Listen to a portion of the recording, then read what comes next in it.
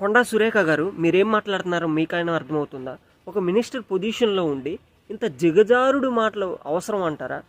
గత ప్రభుత్వంలో కన్వెన్షన్ కోల్చకుండా ఉండటానికి నాగార్జున గారు ఏం చేశారు? నాగ చైతన్య గారు ఇలా సమంతని ఇట్లా అని చెప్పి కేటీఆర్ గారి దగ్గరికి అని చెప్పేసి అసలు మీరేం మాట్లాడుతున్నారు మీకైనా అర్థమవుతుందా?